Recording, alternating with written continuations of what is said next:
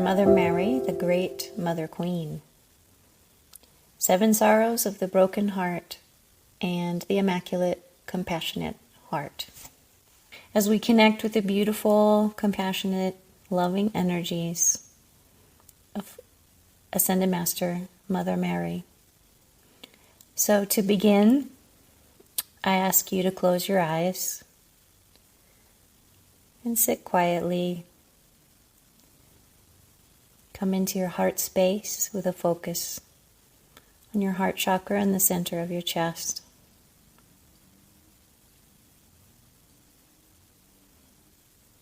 Take a deep breath.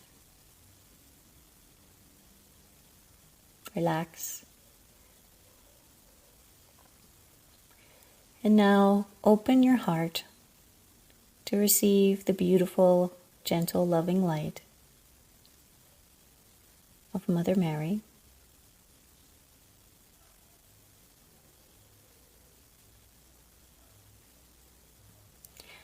Let's begin. Mother Mary is the Great Mother Queen archetype. The Great Mother Queen is the cosmic mother who is loving and caring for her children and all of her creation. Everything is created in the womb of the Great Mother. And so all of creation are her children. Mother Mary holds this archetype.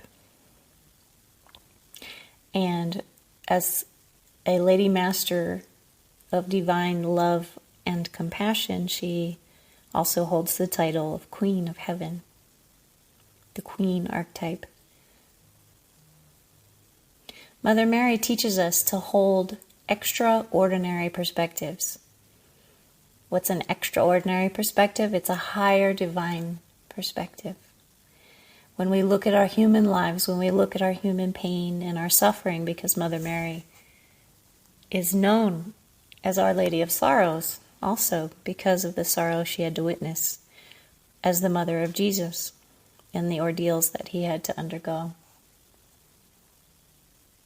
So in order to heal from these human pains and broken heart, she shares with us these extraordinary perspectives that raise us up to see a higher divine perspective so that we can raise ourselves out of the pain and suffering and into healing and compassion. Today, we're going to talk about healing the attributes of the human broken heart using these extraordinary perspectives. Mother Mary shares the Immaculate Concept with us, what this is. We're going to talk about what the actual meaning of the name or the title Mary is. And also, we're going to talk about the formula of compassion and the process of forgiveness and mercy.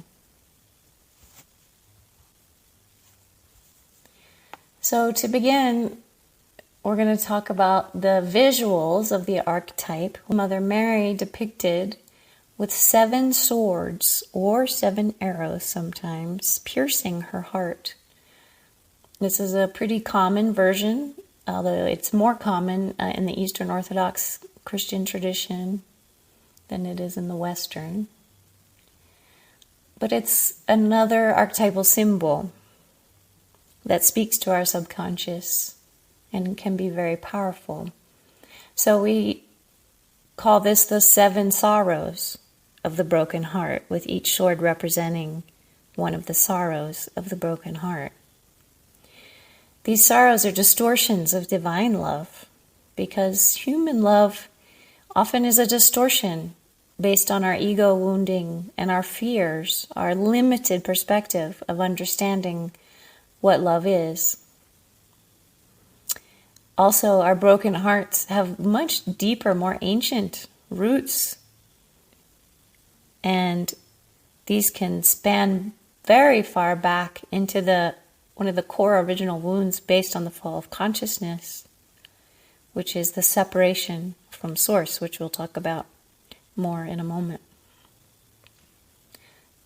So we can use the visual of the archetype in the photographs to alchemize this understanding and see these 7 swords and arrows piercing Mary's heart, which is a very powerful image. So what are the 7 sorrows of the human broken heart? Humanity has a much longer story than the history that we're told in our history books, in our written history of a few thousand years. The journey of humanity has been much greater, much longer. And perhaps you've heard stories, you may have heard stories about what is called the fall of consciousness. What does that mean? And if consciousness fell, that implies that it was higher at an earlier point in time in our time-space continuum. And how did that happen and why?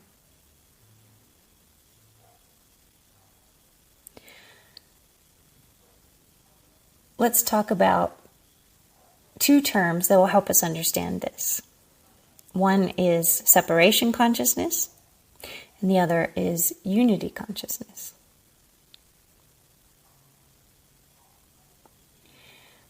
What is the difference in these 2 forms of consciousness? Well, let's start with unity consciousness, because there was a time on this planet when humanity was still in a state of unity consciousness. Unity consciousness means that we are still connected to the all that is. We are still connected to Source very viscerally, and the idea that we could ever be disconnected from the wholeness, from the web of life, was and would be preposterous, because it's simply not a belief, it's an experience. You understand yourself as connected to all realms. And our original experiences in form, when we came to be embodied in form from the non-form realms, were not meant to be experiences of separation. They were experimental. So we were always connected to Source. We understood that we were multidimensional beings. What is that? Well, that means that our consciousness exists in many layers, multi-dimensional, different dimensions. And in different dimensions, there's different states of consciousness. So we're like a layered being. As consciousness fell on the planet over time, and we're not going to go into that story today because it's a long story, we eventually got to a place where, in order to sustain the very low consciousness that had grown over top of us, the very small, which that means just our perception of who we were became very small. Instead of understanding that we were part of Source, that we were Source, we began to believe eventually that we were apart or separate. And this is when you see the separation consciousness begin. So when we're in a form body now, we cannot feel inherently our connection all the time. Maybe at moments we have been able to the all that is, to the other realms, to the formless realms that lie behind this form reality that we're living in. This was a major trauma for the soul to be separated, or to believe or appear to be. It never really was. It's just simply an illusion that it was separated from Source. So many of our broken heart wounds that we play out on the landscape of human love actually have a basis very deeply in our subconscious from these ancient God wounds of separation. And the first sorrow in the 7 sorrows is grief. And grieving a loved one, if you have had this experience and remember in this lifetime, can be very physically painful. Really, the ache in the human heart, hence the visualization of Mary as she's witnessing her son be crucified, of the sword in the heart, because you literally feel this in your heart. And this isn't to say that when we feel grief, it's not appropriate, or we shouldn't feel grief, or it's wrong because it's a human distortion, but it's simply to shed an extraordinary perspective, as Mother Mary said, to say, well, of course you're going to feel grief. You're in a body, and you're going to have these experiences of human love, which can be very challenging, and you're going to have loved ones that are going to go away from you, that are going to pass away from death, that are going to have different experiences of loss, and you're going to feel this because when we do come into very close intimacy with others, we entangle our energy bodies. And when that entanglement ceases, we actually do feel a severe and significant physical pain in addition to the emotional and mental pain. But ultimately, underneath, in this divine perspective, grief is about the belief in loss and the belief that you can be separated from someone else, which is the same core wound, the misunderstanding that you could be separated from God because, or Goddess, whichever source word you like to use, from creation itself. When we're in unity consciousness, this illusion disappears. We simply know, even if a soul transitions from this realm, they're simply moving to a different one, and we still have complete access to them. We can never be apart from anyone, anything, at any time. Our consciousness is always linked, even though our physical bodies may not be in the same proximity. So our human self has a hard time accepting this, and it experiences grief. So in order to heal from this wound, this sorrow of grief, trying to hold this greater perspective to say that you can never be separate, truly, from anything or anyone or from Source. And it's simply a distortion to believe that that's possible. Again, this doesn't discount what we feel when we go through grief or say you shouldn't have grief. We're going to have these reactions in our human bodies. They're also based on energetic entanglements that we have with other souls. They're based on karmic contracts that we have with other souls, soul contracts, where we made agreements before we came into embodiment to learn certain lessons together, spend certain portions of our lives together. Our soulmates, which we have many, our souls that we've traveled in many lifetimes with and played different roles, come back to us, and we feel very deep connections to these soulmates. And when they're parted from us, there's going to be grief. So what we want to do here is place this higher divine perspective to say, yes, we're going to process and feel our grief as a human embodied soul, but try to keep that higher perspective that you can never be separate from anyone, anything, or from Source. The second sorrow of the broken heart is overprotectiveness. What does this mean? Well, this is a very typical wound of the broken heart that we can see in mothers and in the mother archetype. A distortion of divine love.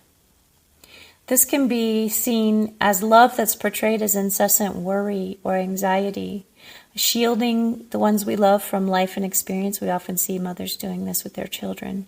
Excessive fear, again, about loss, often about loss or harm to the loved one. Well, the extraordinary perspective would say, yes, there's an appropriate boundary and safety that we want to place around loved ones who are in our care.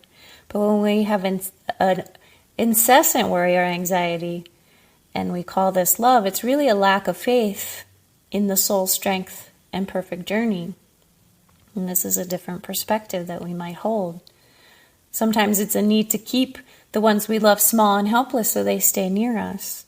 Or maybe it's not acknowledging the need for the soul to have difficult experiences to grow and evolve. This is what the soul came here for. And so whether it's a child or it's somebody else we care for, sometimes our love can become imbalanced as overprotectiveness. And we don't allow our loved ones to be and to have their experience as a soul, even if that, unfortunately, sometimes, and often is, based on karma and other soul lessons, a difficult experience. But when you look back at your life and you see difficult experiences that you've come through and how it's made you a better, stronger person, could you or would you deny this to someone you love simply to protect them? Is that really in the highest good when you look at it from a divine perspective. So how do we find balance in the way that we love others without being overprotective? Another way overprotectiveness can come across is if you've ever seen someone who has a bit of a savior or a healer complex. What is that? Well, that's a belief that you have a right or a duty to save or fix broken people. That somehow your life is about saving or fixing others. This is a distortion of divine love, because divine love is not based on trying to change the soul, but it's honoring wherever the soul is in its journey, allowing the other to be as they are, not needing to fix.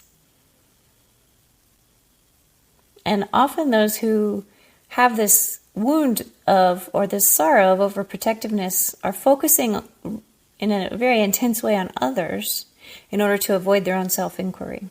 So we talked about responsibility. Responsibility says that we need to look at our own pain, and that we cannot use the fixing, holding, or protecting of others as under the sign of love as a distraction from our own pain, or the abandonment of our own self in order to avoid this pain. The third sorrow of the broken heart is loneliness. This is again an ancient wound, this belief in and fear of abandonment, or that you have been abandoned by others, by society, by people who love you, maybe your parents, and that you're alone.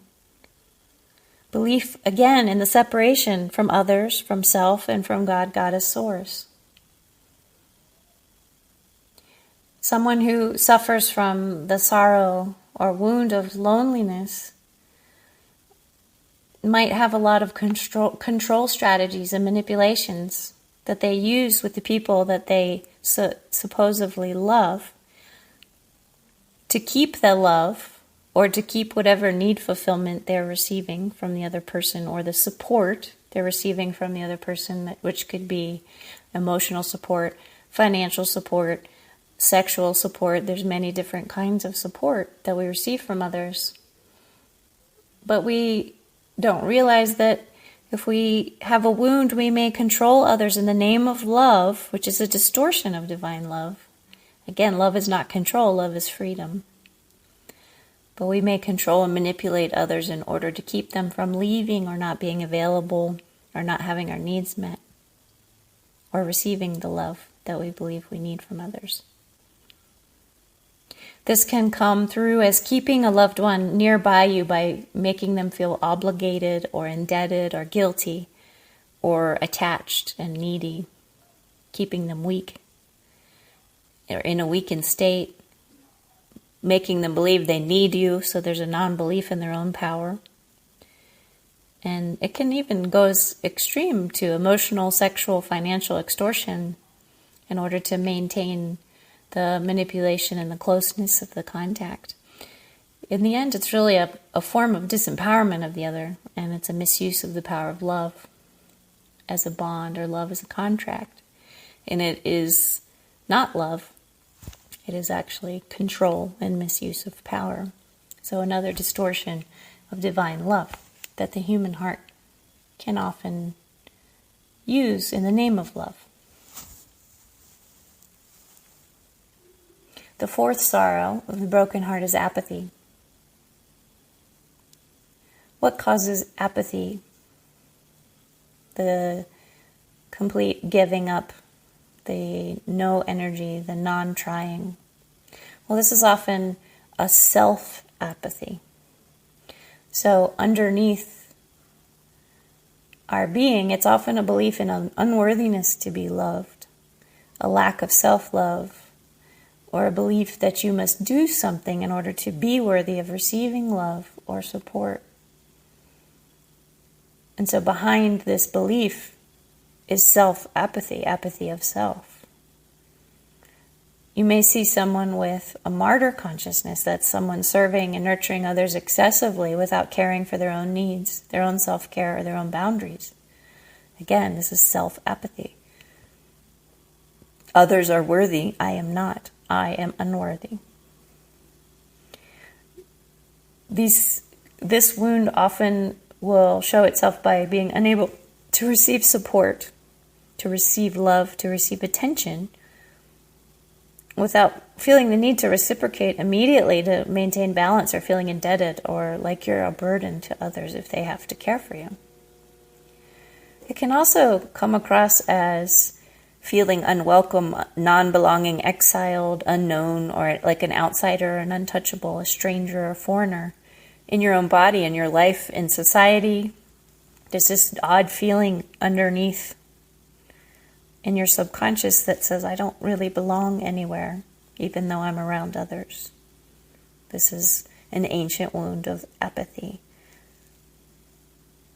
It can come also across as entitlement and true helplessness, which is overt apathy, not helping the self, not standing in our power, expecting others to do everything for us because we believe we're less than or needy or wounded as a victim. A true belief in our own weakness as a soul and our unworthiness. So we're apathetic. This can be an ancient subconscious belief that if God abandoned me via the wound of separation, that perceived as an abandonment, which it was not, I must be unworthy and bad. I am not worthy of redemption.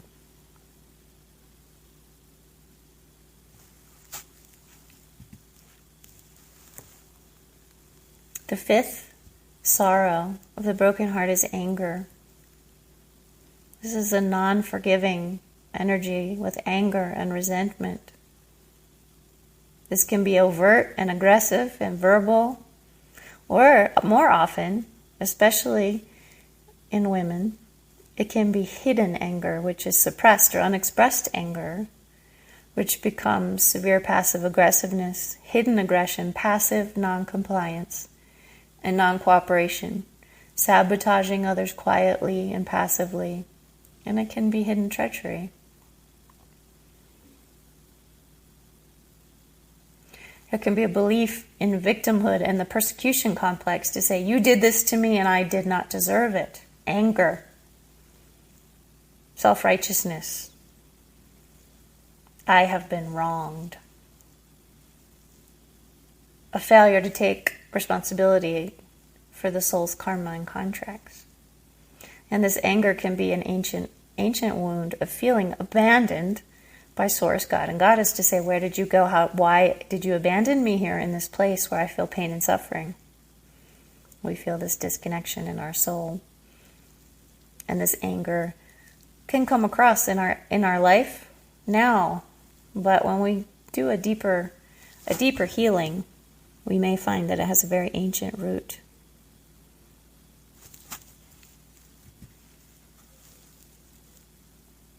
The sixth sorrow of the broken heart is pride. Pride can look like arrogance as a belief that you can raise one above another. And this is again a means of creating separation and distance. And it's often a masking of low self-esteem and low worth, which is again that ancient wound of unworthiness. In pride, there can be a fear of engulfment, which means too much energy coming towards you, and a blocking of love and support, which is a running away from intimacy and commitment, being closed off, having a lockdown heart, and having major blocks and barriers to love. The underlying fear of intimacy, the shutdown of emotional vulnerability, a hard-heartedness, and a lack of empathy for self or others. Being highly mental rather than emotional. Pride can also come across as self-righteousness, self-hatred, or hatred of others, and judgment of others projected as excessive and radical disapproval of self or others. And the subconscious or conscious belief from the ancient God wound here was I don't need God, Goddess, I could do it myself. Which is again that ancient wound of abandonment, Fine, if you've abandoned me, I don't need you. I'll do it myself. So this can bring the sorrow of pride, which blocks us from experiencing divine love.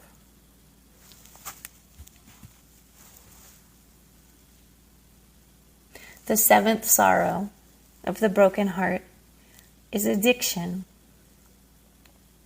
Addiction can come across in a variety of ways. One way, addiction can come across as jealousy, which is attachment, obsession, infatuation, possessiveness, which is love is control again. The belief that you can control your loved one. Misuse of your power, and it stems from that fear of abandonment again. That this loved one belongs to me.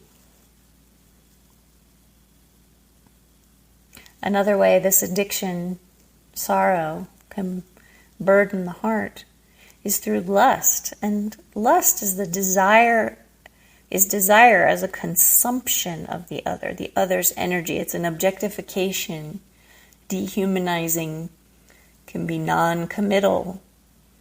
There's no acknowledgement of the other. It's simply a consumption of energy. It's a means to an end. And as an addiction, it can be insatiable, like a hungry ghost that can never fill itself. Trying to fill voids internally. When there's an addition to desire and lust, this is an energy thief that feels empty inside, again from that original separation wound. And so they need to steal energy from others to feel whole, to feel satisfied.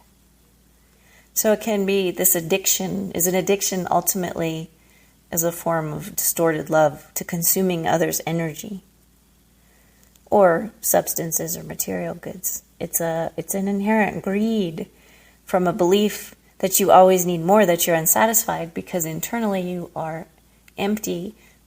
And why are you empty? Because again, through separation consciousness, you have a disconnection from your source energy, or you believe you do. Disconnection also from your personal power. So addiction, the seventh sorrow of the broken heart. So Mother Mary would advise us to take this extraordinary perspective to look at some of these distortions of human love, and hold the perspective of divine love, which is freedom, which is allowing people to be as they are, not needing to control others, not needing to fix others, not needing to change others, not needing to consume others' energy, not needing to attach to them in unhealthy ways and feed off of them energetically. These are all distortions of human love. And if we look very closely and honestly, even if we believe we have very healthy relationships, you will likely find some of these strategies embedded in your own underlying need for love and the way that you interact and your contracts and agreements with others in your life. So it's worth taking a deeper look at self and to do an examination using some of these different sorrows to sort of look at the dynamics in the relationships in your life with others and see if any of these distortions of love are at play, and see if you can raise the perspective so that you can form a clearer interaction that's in a higher form of unconditional love, and create love in your life and relationships in your life that allow others to be who and what they are, and also that you are in relationships with others who allow you freedom and to be in who you are, and then to still offer that love in an unconditional sense rather than in a conditioned sense that says, well, if this condition is met, then I love you. But if that changes, that could be a problem. So worth looking at as an exploration for sacred self-inquiry. Now, the next thing that Mother Mary brings to us is this idea of the immaculate concept. Again, this is holding an extraordinary perspective of others and self. What is the Immaculate Concept? The Immaculate Concept is seeing the vision of the perfection of the soul of another. So, when you look at someone, you can see their human self, which may have some distortions. We all have this. The difficulties, hard things about the person is difficult to be around them. Tough spots. But what Mother Mary teaches us is to look, to see those and not to be naive about them, but to also hold a vision that behind all of that, there's a perfect soul of light that's having an experience that came here to have lessons. And that when we hold that Immaculate Concept for somebody else, it's a very powerful tool and a gift. Because on some level in their consciousness, at a level they will be unconscious of, you're helping them to draw themselves, magnetize themselves back to that vision of the perfection of the soul. So holding the Immaculate Concept of that perfection as the vision for that person, as a human embodied, can be a great gift. This is actually something that Mother Mary taught to Jesus when he was an embodiment. And Jesus, as my teacher said, this is one of the most amazing things that my mother taught me when I was in embodiment, was to hold this Immaculate Concept. So no matter what was displaying as the human personality, always I was going to look past that and see that perfect soul. So holding the highest image is an energetic support for a soul, holding them as honored sons and daughters of Source, in the highest esteem and glory, even when they're walking around in their human imperfections, distortions, and fragments. So it's like we can hold both views. The other benefit of this is that when you remember that these human distortions and imperfections are temporary, they're temporary, that's the human part, it's not the eternal soul, therefore they're not real from the divine perspective. Something that's only temporary is going to pass over time. This too shall pass. So from the divine perspective, that's not a real thing. It's an illusion, a temporary illusion. And the fixed eternal soul, the divine self, which is permanent, is the real part of the self. So again, it gives you that higher perspective.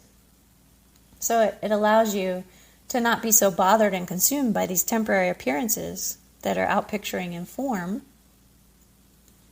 And it allows you to hold that divine perspective that all is in perfect order, in perfect timing, in the evolution of each soul. And you can honor this without feeling the need to come in from this sense of distorted love and change, fix, protect, whatever, be angry at, or have apathy. Any of these wounds, that you won't come in with these distortions of love, because you can see everything is perfect just as it is, even though it doesn't feel very comfortable right now. That this is for the higher good, that the whatever is coming forward is for the sake of the lessons of the soul, for learning, for evolution, for growth. The play of darkness and light as a duality is what the classroom here on earth is about. So you're always going to have that play. You're always going to have those challenges and those distortions and those wounds that interact in your relationships. But if you're able to step back, even from difficult situations, and even if you can only hold an ounce of this perspective, it can help you move through them and resolve them and heal. So these are perspectives that are very advanced healing techniques. These extraordinary perspectives, by pulling up the consciousness and looking at things from this very high divine perspective, this is how we step out of our trauma and our drama. This is how we overcome it, and it's how we ultimately heal from it in a very real and permanent way. So they're very important tools. Let's talk about Mary, the name Mary, which is actually a title, and that Magdalene was also a title. There are many Marys, there are many Magdalenes. So the mystery of the Mary is the Ma-Re. Ma is the root for mother. Re is divine light. So the mother light, the mother Re, or mother mater, which is matter. So everything in form is made of the mother light. Remember, we said everything in creation comes from the womb of the mother, this mother light, the threads of light, the web of life. Matter. Mater. Mare. The mother light. So, by understanding the mystery of the Mary, we honor the Great Mother as the creator of all. So how does the mother-father energy interplay? Well, the father, or the alpha, is another name for that energy. The yang is another name for that energy. The Shiva, or the masculine polarity, is the seed. It's the one thought of divine mind. The mother, or the omega, or the yin, or the shakti, or the feminine polarity, is the creation itself. Cannot have one without the other. The seed and the form. The creation. So we are she and she is us. So you may have heard, I am that I am, as the name of Source, the sacred name. Reversed, as with all polarities, that means ma-I, tat ma-I. Ma-I, I am mother. I am Alpha and Omega. I am the beginning and the end. I am Ma-I. Everything is in the polarity of light, of the feminine and the masculine. This is creation. A great mystery of the Mare, or the Mary.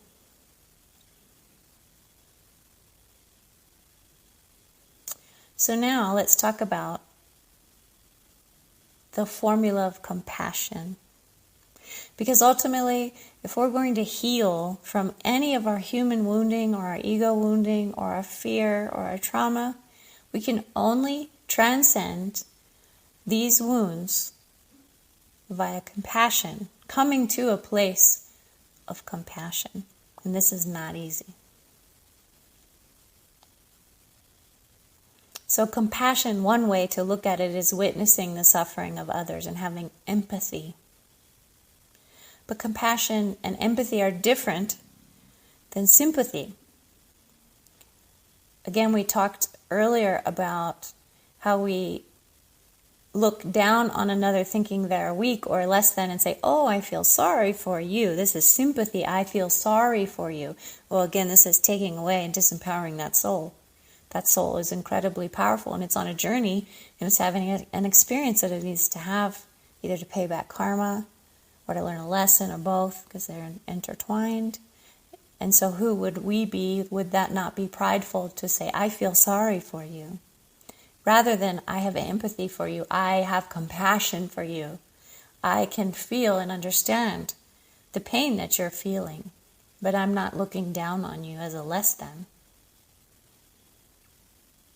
So using the formula of compassion, which we'll talk about here in a moment, is one of the most advanced healing tools available in the spiritual path of evolution and ascension.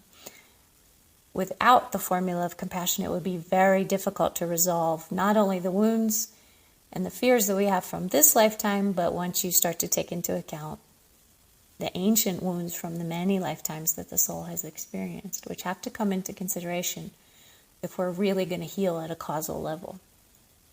So what is the formula of compassion? It's a process. And I'm going to briefly walk through the steps, although you have a home exercise sheet that has all of these instructions in detail.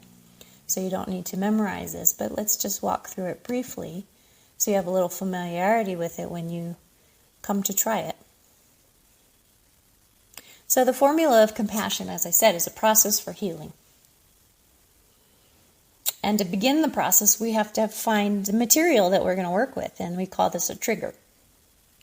An emotional trigger occurs when someone violates a personal boundary or an agreement. So you've basically had a disagreement with someone, a misalignment with someone's energy. So you need to find an example in your life where you have non-forgiveness, where you're angry with someone, where you're upset with someone, and you start there to go through this healing process. So you draw this trigger back into your consciousness, and you identify the trigger with the emotion that's still present from this unresolved situation. Often, if not always, the trigger is going to be identified through anger, whether you are willing to accept that or not. If not anger, you're at least going to have a sense that, well, something doesn't feel right. I don't know what it is, but I don't feel good about this. And you need to really look at, if it is anger, are you really willing to face that anger? Or are you going to try to sort of shove it under the carpet and say, oh, it's just not worth getting upset over? Well, I really recommend, in order to heal, you need to get upset. And you need to clear these emotions out of your body in order to heal. So don't bypass your anger or other emotional discomforts when you have disagreements or problems with other people. Once you access the anger or the emotion, underlying emotion of being angry about something that was violated, a boundary or an agreement, the next thing you're going to do, which we naturally do, this is part of the process of going through anger, is we're going to blame somebody for this and say, you did this to me, which we talked about earlier in the 7 sorrows. Most people will go through this process, and that's as far as they get. They're going to say, okay, I'm triggered, I'm angry at this person, I will acknowledge that I'm angry, and I'm going to just blame you for this happened, and that's the way it is, and that's the end of the healing process. There's no healing, it's just a stop there. We are just at an impasse. I am angry, you did something, and that's the end of it. But if we want to have some profound healing, and we really want to transcend these situations, we need to take many, many steps further in the formula of compassion in order to resolve this within ourselves. So the next thing is going to need to be actually expressing and releasing the anger and or pain. This is something very few people are willing to do or have the courage to do. Now, I'm not advocating that you go yell at the person, because this process is a process you do with yourself, because you're resolving this within yourself. By doing so, it will resolve externally, because you'll no longer be triggered or connected to it. So you free yourself from the situation. So you don't have to go resolve it with the person, because oftentimes the person that you're in the disagreement with is not in a place where they're able to resolve this. They don't have enough consciousness around it, or they don't see it as a problem, or where there's a million different reasons. And the soul is never lassoed to the healing of someone else. If someone else isn't willing to forgive or heal or move on or acknowledge or whatever it is you need, you are not going to be barred from healing yourself.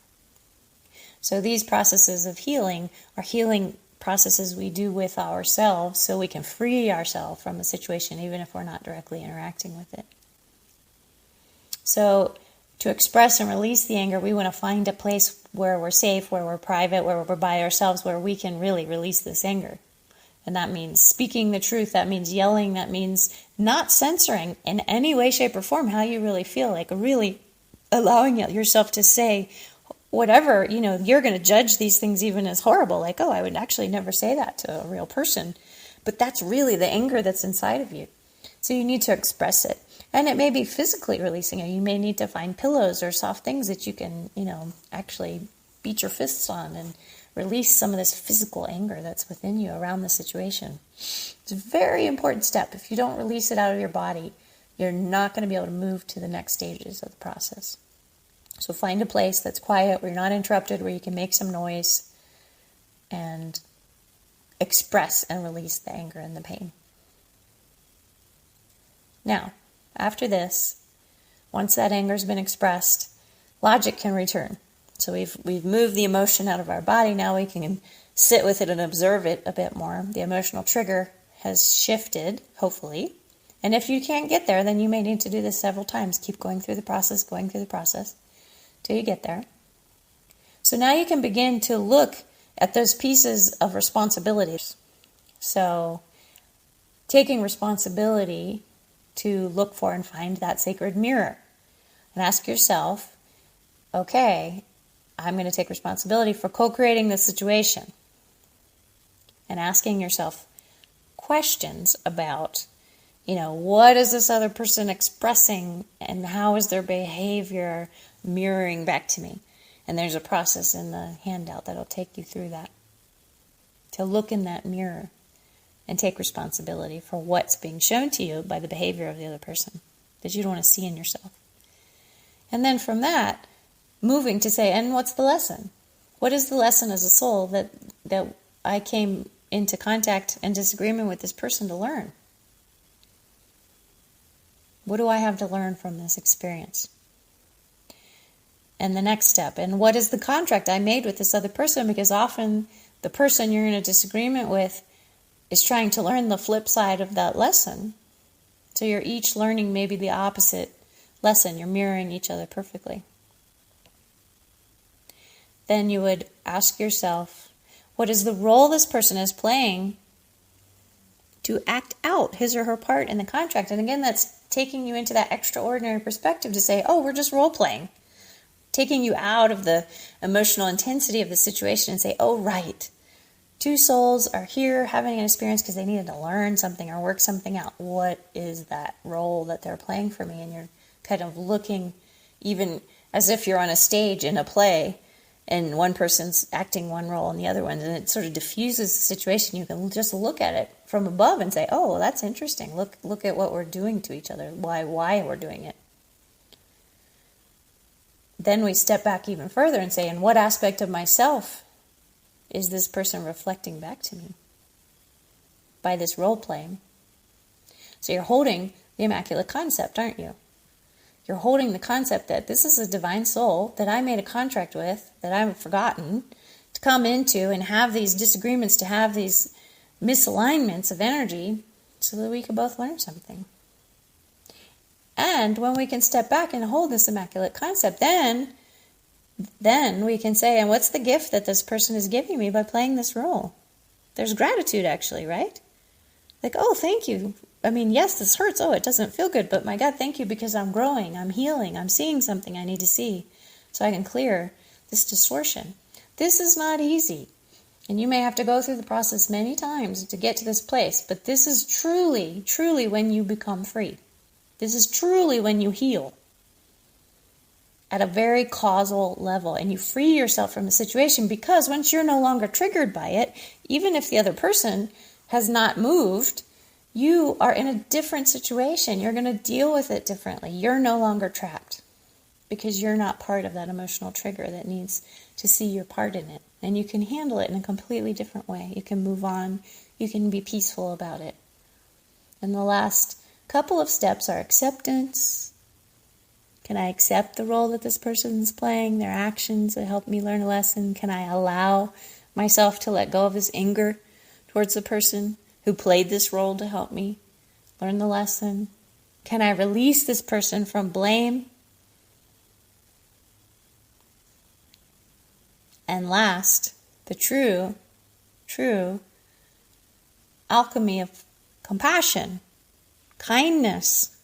Can I even get to the point that now that I have released this person and neutralized my trigger and seen the extraordinary Immaculate Concept of this person and what they're up to, can I actually be kind to him or her? And if so, how can I do that and when? This is true healing. This is the magic that Mother Mary holds in her archetype of compassion and mercy and forgiveness.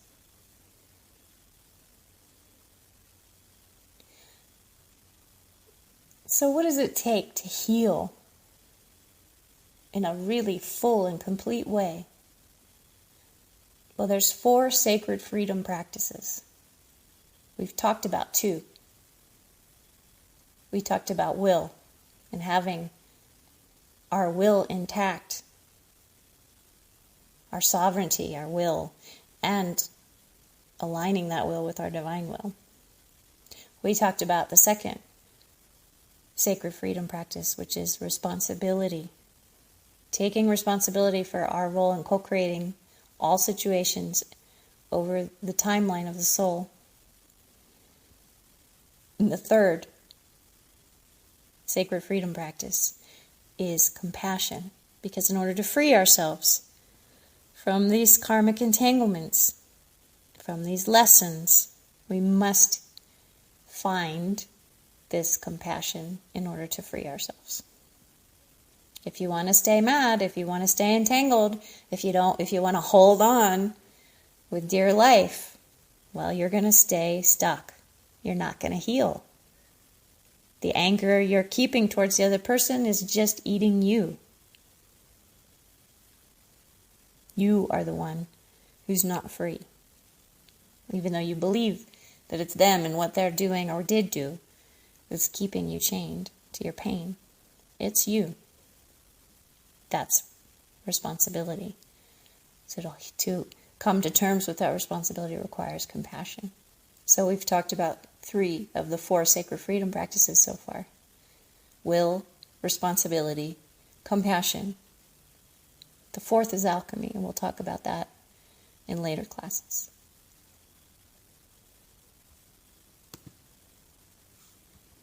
So let's finish with an invocation to the Divine Mother energies as the Mare. And this is a adjustment of the Hail Mary, which is from the Catholic tradition, Christian tradition,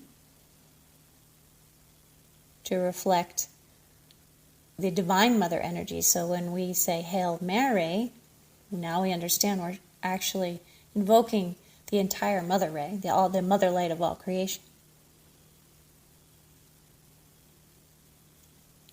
Hail Mary, full of light, the Lord is with thee. Blessed art thou among women, and blessed is the fruit of thy womb. Holy Mary, Mother God, pray for us sons and daughters of God, now and at the hour of our victory over sin, disease, and death.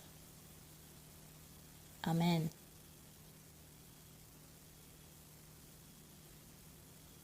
Thank you for joining me. Let's thank Mother Mary in our hearts for her wisdom, for seating us with this extraordinary perspective so that we can free ourselves and return to unconditional love, compassion, and mercy.